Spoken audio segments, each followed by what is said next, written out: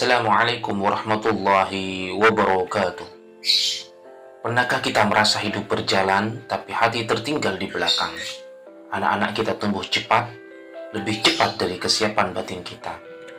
Gadget di tangan mereka lebih dulu mengenal dunia, sebelum doa kita mengenal langit. Di zaman ini, banyak orang tak kehilangan agama, tapi kehilangan arah. Sholat masih dikerjakan, tapi hati terasa jauh. Nasihat sering diberikan, tapi perubahan tak kunjung datang.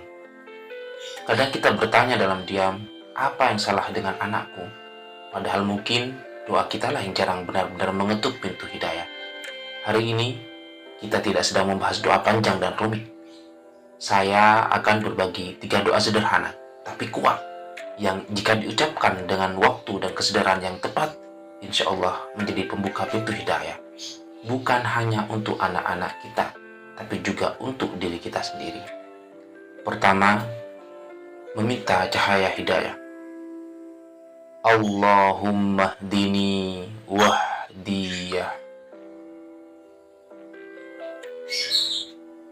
Ya Allah, berilah aku petunjuk dan jadikan aku sebab petunjuk bagi yang lain. Hadis riwayat Imam Muslim dalam Sahih Muslim nomor 2724 menyebut bahwa doa ini diajarkan langsung oleh Rasulullah SAW kepada Ali bin Abi Thalib. Imam An-Nawawi dalam Syarah Sahih Muslim menjelaskan, doa ini mengandung permintaan hidayah untuk diri sendiri dan orang lain secara bersamaan.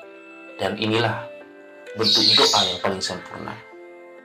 Hidayah tidak selalu datang dalam bentuk perubahan instan. Kadang ia datang sebagai kesabaran tambahan, kadang sebagai rasa bersalah, kadang sebagai pertanyaan dalam hati anak kita yang membuatnya berpikir ulang. Doa ini dapat dibaca setelah sholat wajib, saat melihat anak kita melakukan kesalahan, dan saat hati kita mulai lelah menasihati. Kedua, agar hati tidak menyimpang.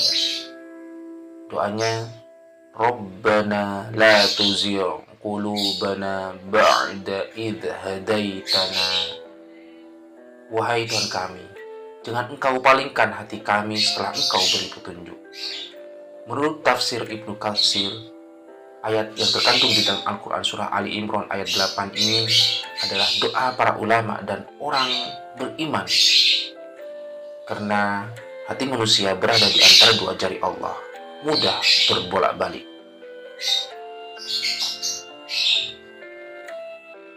Banyak orang tidak tersesat karena tidak tahu, tapi karena hatinya berubah arah.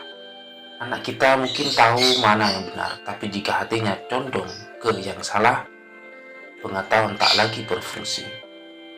Ketiga, untuk keturunan yang menyejukkan hati. Doanya, Rabbana hab lana min azwajina wa dzurriyyatina qurrata a'yun waj'alna lil muttaqina imama. Ya Tuhan kami, anugerahkanlah kepada kami pasangan dengan turunan yang menyejukkan mata, dan jadikanlah kami penghulu orang-orang yang bertakwa. Menurut tafsir Qurtubi, Qurrata A'yun dalam Al-Quran Surah Al-Furqan ayat 74 ini bukan sekedar doa agar anak berprestasi, tapi yang lebih penting mendoakan agar anak taat kepada Allah, sehingga orang tuanya tenang di dunia dan akhirat. Doa ini dapat dibaca setiap selesai sholat, saat melihat anak tertidur, saat anak belum lahir, masih dalam doa dan harapan. Teman-teman, jika hari ini anakmu belum berubah, bukan berarti doamu gagal. Bisa jadi Allah sedang menyimpannya untuk waktu yang paling tepat. Imam Al-Ghazali dalam Ihya Ulumuddin menulis, doa adalah ibadah, bukan alat instan untuk memaksa takdir. Maka teruslah mengetuk, karena pintu hidayah tidak pernah terkunci. Ia hanya menunggu ketulusan yang konsisten. Wallahu a'lam bishawab. Assalamualaikum warahmatullahi wabarakatuh.